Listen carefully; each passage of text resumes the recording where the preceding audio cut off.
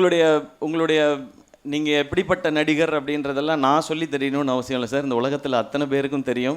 உங்களை மாதிரி நடிக்க இன்னொருத்தர் பிறந்து வரணும்னு சிலர் சொல்லுவாங்க. நான் சொல்லுவேன், இன்னொருத்தர் பிறந்து கூட வர முடியாது உங்களை மாதிரி நடிக்கிறதுக்கு, உங்களை மாதிரி படம் பண்ணுறதுக்கு. உங்கள் படத்தை புரிஞ்சுக்கிறதுக்கே எனக்கெல்லாம் இத்தனை வருஷம் ஆகிடுச்சு சார். நான் வந்து இந்த படம் நமக்கு எப்படி ஏன் புரிய மாட்டேங்குதுன்னு நினச்சேன். இது உனக்கு இப்போ புரியாதுடா, நீ வெயிட் பண்ணுறா, உனக்கு 20 வருஷம் கழிச்சும் இது புரியும். அப்படிப்பட்ட படங்கள் பண்ணுறவங்க சார் நீங்கள். இவ்வளோ படங்கள் நீங்கள் பண்ணதுக்கப்புறம் நான் ராஜ்குமார் பிரதர்கிட்ட சொன்னது, கமல் சாருக்கு நம்ம வந்து பாராட்டோ இல்லை பெரிய என்ன சார், நாங்கள் உங்களுக்கு எதுவும் திருப்பி கொடுக்க முடியாது சார். நீங்கள் இங்கே பார்க்காத வெற்றி இல்லை. நான் காலையில் சொன்ன மாதிரி நீங்கள் பார்க்காத வெற்றி விழா கிடையாது சார். ஸோ இதில் அது ஒன்றா என்ன திருப்பி கொடுக்க முடியும்னு தெரியல. அப்போ தான் நான் ராஜ்குமார் பிரதர்கிட்ட சொன்னேன், லாபம் பெருசாக கொடுத்துடணும் ஆர்கேஎஃப்ஐக்கு. ஏன்னா எனக்கு தெரியும் சார், இதில் லாபம் நிறையா வந்தால் இந்த மாதிரி இன்னும் ஒரு 20 படம் நீங்கள் எடுப்பீங்க சார்.